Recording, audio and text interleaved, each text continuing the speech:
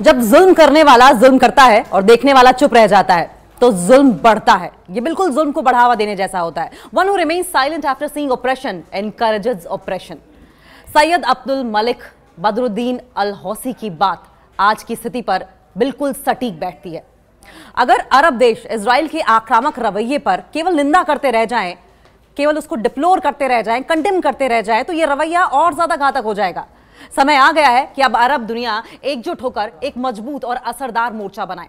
Yemen के Ansarullah आंदोलन के प्रमुख Syed Abdul Malik Badruddin al हौसी ने कतर पर इजरायली आक्रमण के जवाब में फारस की खाड़ी के आसपास के देशों की कमजोर प्रतिक्रिया की कड़ी आलोचना की है। उनका यह कहना है कि अगर इजराइल अटैक कर रहा था तो उस अटैक का जवाब दिया जाना चाहिए था, उसे कंडेम्ड करके छोड़ नहीं देना चाहिए था।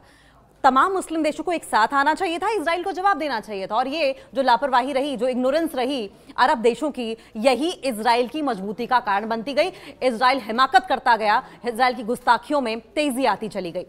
अरब देशों की निष्क्रियता और इजराइल का आक्रामक रवैया, इस पर चलिए बात करते हैं। Syed Abdul Malik Badruddin al हौसी का यह बयान कि अरब देशों की निष्क्रियता ने इजरायली सरकार को और ज्यादा अहंकारी बना दिया है, और ज्यादा अहंकार से और ज्यादा इस टाइम पे अगर आप देखें तो अहंकार में एक के बाद एक ऐसे कदम उठाती जा रही है जिसमें न जाने कितने मासूम लोगों की जाने जा रही हैं। और अरब कंट्रीज क्या कर रही हैं? सिर्फ डिप्लोर कर रही हैं, सिर्फ कंडेम कर रही हैं। और इसी के खिलाफ आज इन्होंने ये बयान दिया है। आज के अगर भू राजनीतिक संदर्भ की बात करें, जियोपॉलिटिकल सिचुएशन की बात करें, तो ये सिचुएशन बहुत ही महत्वपूर्ण है। और इसमें केंद्र पर कौन बैठा है? इजराइल। इजराइल के हमले और अग्रेसिवनेस की अगर बात करें तो इजराइल ने पिछले कुछ सालों में कई बार अलग अलग अरब देशों या फिर अलग अलग गुटों पर मिलिट्री एक्शंस किए हैं, मिलिट्री हमले किए हैं, जिसमें अगर मेनली बात करें तो गाजा पट्टी, फिलिस्तीन, लगातार बमबारी की, नागरिक क्षेत्रों पर हमले किए, फिलिस्तीनी लोगों के जीवन को संकट में डाला। लेबनान, हिजबुल्लाह के खिलाफ कार्रवाइयों के नाम पर लेबनान के अंदर एयर स्ट्राइक्स की। सीरिया, ईरान समर्थित बलों या फिर हथियारों के डिपो पर हमलों के बहाने सीरियाई संप्रभुता, सीरियाई सॉवरेनिटी को खतरे में डाला, सीरियाई संप्रभुता का उल्लंघन किया। ईरान इनडायरेक्ट तरीके से, नॉट डायरेक्टली, साइबर अटैक्स किए ईरान पर, वैज्ञानिकों की हत्या की, साइंटिस्ट को मारा, उनकी जान को खतरे में डाला। और इसके साथ साथ रीजनल छद्म युद्ध, अरब देशों की निष्क्रियता का असर दिखाई दिया। कई प्रमुख अरब देश जैसे कि उसमें सऊदी अरेबिया हो गया, यूएई, संयुक्त अरब अमीरात, इजिप्ट, मिस्र और जॉर्डन या तो चुप हैं या तो इजराइल से संबंध सुधारने की नीति अपना रहे हैं। और ये उनका रवैया जो है, इससे क्या होगा? इजराइल को खुली छूट मिलेगी आगे। और पीछे की अगर बात करें, पास्ट की, तो इजराइल को खुली छूट मिलती रही है। जब बड़े अरब देश पब्लिकली, सार्वजनिक तरीके से विरोध नहीं करते या इजराइल पर दबाव नहीं बनाते तो उसे ये लगता है कि वो कुछ भी कर सकता है, मनमाना कोई भी फैसला ले सकता है, कहीं भी अटैक कर सकता है, न जाने कितने मासूमों की जान ले सकता है, मौत के घाट उतार सकता है। फिलिस्तीन की स्थिति और बिगड़ गई है इस रवैये की वजह से। समर्थन के अभाव में फिलिस्तीनियों के पास कम संसाधन और कम वैश्विक समर्थन रह जाता है। और इसीलिए बार बार आज आवाज उठ रही है कि तमाम अरब देशों को, तमाम मुस्लिम कंट्रीज को इजराइल के सामने, इजराइल के खिलाफ एकजुट होना चाहिए, एक्शन लेना चाहिए। अरब जनता और सरकारों के बीच के डिस्टेंस की अगर बात करें तो जनता फिलिस्तीन के समर्थन में है, लेकिन सरकारें ट्रेड, पॉलिटिक्स के हितों को प्राथमिकता दे रही हैं। वो ट्रेड को प्रायोरिटाइज करती हैं, पॉलिटिक्स को प्रायोरिटाइज करती हैं, जिससे कि और ज्यादा डिससेटिस्फैक्शन पैदा हो रहा है। अरब देशों को एकजुट होने की जरूरत क्यों है इस वक्त? राजनीतिक दबाव बनाने के लिए सबसे बड़ी बात यह है कि इजराइल को प्रेशराइज करने की बहुत ज्यादा जरूरत है। अगर अरब देश एकजुट हो गए तो जाहिर है एक बड़ा प्रेशर न सिर्फ इजराइल पर पड़ेगा, इजराइल के आका अमेरिका पर भी पड़ेगा। अगर अरब लीग की बात करें, ओआईसी इस्लामिक देशों का संगठन है, एक मत होकर इजराइल के खिलाफ अगर बयानबाजी करे, दबाव बनाए, तो शायद इंटरनेशनल फोरम पर भी इसका असर होगा। अगर आर्थिक दंड की बात करें, इकोनॉमी के लिहाज से प्रेशर बनाने की बात करें या सजा देने की बात करें, तो ये एक ऑप्शन हो सकता है। अरब देशों के पास एनर्जी रिसोर्सेस और आर्थिक ताकत का उपयोग का एक ऑप्शन है।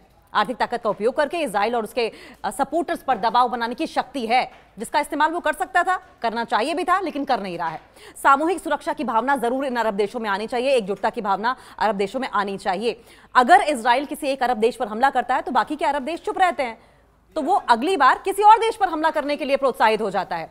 एकता ही सुरक्षा की गारंटी है, ऐसा माना जा रहा है। Unity is strength. और अब समय आ गया है कि अब तमाम मुस्लिम देशों को, अरब देशों को एकीकृत होना चाहिए, ऐसा कहते हुए नजर आए हैं। इजराइल कैसे पा रहा है बढ़त? अरब देशों की निष्क्रियता के कारण। सवाल यह है, अरब देशों की कमजोर या निष्क्रिय प्रतिक्रिया की अगर बात करें तो यमन के अंसारुल्लाह आंदोलन के प्रमुख Syed Abdul Malik Badruddin al हौसी ने कहा है कि फारस की खाड़ी के आसपास के देशों की प्रतिक्रिया इजराइल के आक्रमण के खिलाफ बहुत कमजोर रही है। जो रिएक्शन आना चाहिए था वो रिएक्शन आया नहीं है। इसका मतलब यह है कि बड़े और शक्तिशाली अरब देश इजराइल के खिलाफ बहुत ही कड़ा, स्ट्रिंजेंट और प्रभावी इफेक्टिव विरोध नहीं कर पा रहे हैं। विरोध कर तो रहे हैं लेकिन वो किसी काम का नहीं है। राजनीतिक और आर्थिक हितों की प्राथमिकता, कई अरब देश अपने राजनीतिक और आर्थिक हितों, जैसे कि ट्रेड की हम बात कर रहे थे, तेल व्यापार हो गया, वैश्विक सहयोग हो गया, वर्ल्ड लेवल पर कॉर्पोरेशन और अमेरिका के साथ संबंध को ज्यादा प्रायोरिटी दी गई, बजाय कि अरब देशों ने अपनी सुरक्षा को प्रायोरिटी दी। और यही वजह है कि आज इजराइल के हौसले इतने बुलंद हैं। वे इजराइल के खिलाफ सीधी टकराव की जगह डिप्लोमेटिक बातें करते हैं, डिप्लोमेटिक स्तर पर सौहार्द बनाए रखना चाहते हैं। इससे इजराइल को लगता है कि वो किसी बड़े खतरे के बिना अपनी नीतियां चला सकता है। फिलिस्तीन के समर्थन में कमी, जब तक अरब देशों में एकजुटता नहीं दिखती तब तक फिलिस्तीन को अंतरराष्ट्रीय लेवल पर पर्याप्त समर्थन नहीं मिलेगा।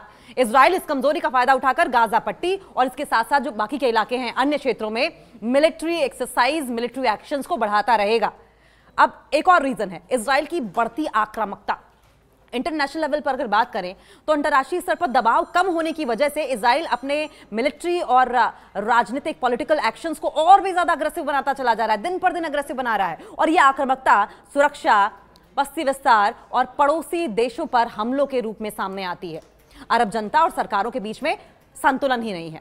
अरब जनता की अगर बात करें और सरकारों की बात करें तो एक आपसी सामंजस्य जो देखने को मिलता है वो दिखाई नहीं देता है। अरब जनता आमतौर पर फिलिस्तीन के पक्ष में होती है और इजराइल की कार्रवाई के खिलाफ होती है, लेकिन सरकारें अक्सर देखा गया है कि राजनीतिक समझौतों, रणनीतिक फैसलों में ही उलझी रहती है और इस असंतुलन का फायदा इजराइल उठा रहा है। तो इजराइल अरब देशों की राजनीतिक उदासीनता और कमजोर प्रतिक्रिया, कमजोर रिएक्शन का फायदा उठा रहा है। इससे वो और ज्यादा स्ट्रांग हो रहा है, और ज्यादा अहंकारी हो रहा है। उसे ये लग रहा है कि वो कुछ भी कर सकता है मनमाने तरीके से। अगर अरब देश समय रहते एकजुट होकर कड़ा रुख अपनाएं तो ही इस संतुलन को सुधारा जा सकता है। लेकिन सवाल यह भी है कि इजराइल कैसे पा रहा है बढ़त, कैसे उसके हौसले इतने बुलंद हैं? अरब देशों की निष्क्रियता के कारण क्या है? देखिए, अरब देशों की कमजोर निष्क्रिय प्रतिक्रिया, वो रिएक्ट तो करते हैं लेकिन इतने प्रभावी ढंग से, इतने इफेक्टिव तरीके से रिएक्ट नहीं करते हैं कि इजराइल की हेल्थ पर किसी भी तरह का कोई असर पड़े। यमन के अंसारुल्लाह आंदोलन के प्रमुख Syed Abdul Malik Badruddin al हौसी ने कहा है कि फारस की खाड़ी के आसपास के देशों की प्रतिक्रिया बहुत ही कमजोर है। इजराइल इसका फायदा उठा रहा है। इसका मतलब यह है कि बड़े और शक्तिशाली अरब देश इजराइल के खिलाफ कड़ा और प्रभावी विरोध प्रदर्शन नहीं कर रहे हैं। कई अरब देश अपने राजनीतिक और आर्थिक व्यापारों के चक्रों में पड़े रहते हैं और सीधे टकराव से बचते हैं। डिप्लोमेटिक लेवल की बातें, स्ट्रेटेजिक लेवल की बातें करते हैं और किसी बड़े खतरे के बिना अपनी नीतियों को चलाए रखने देना चाहते हैं। और इसी का फायदा उठाकर अब इजराइल जो है वो और ज्यादा मजबूत तरीके से अटैक कर रहा है। इजराइल को इस बात की परवाह ही नहीं है कि एक्शन का रिएक्शन भी मिल सकता है, रिटेलिएशन भी मिल सकता है। मुस्लिम देशों के खिलाफ उसकी जो कॉन्ट्राडिक्शन है, उसके एक्शंस और उसकी बातों में दोहरी नीति जो झलकती है, उससे क्षेत्रीय शांति के लिए सबसे बड़ा खतरा पैदा हो रहा है। अमेरिका की ये दोगली नीति, ये कॉन्ट्राडिक्टरी रवैया मुस्लिम देशों के बीच गहरी नाराजगी, अविश्वास और टेंशंस को बढ़ावा देता है। अगर अमेरिका सच्चे अर्थों में शांति चाहता है तो उसे अनबायस तरीके से एक बैलेंस्ड रोल निभाना पड़ेगा, तब जाकर इजराइल और अरब देशों में जिस तरीके से टेंशन चल रहा है वो खत्म होगा। लेकिन सच्चाई यही है कि अरब देश अगर साथ आ गए तो इजराइल को झुकना ही पड़ेगा।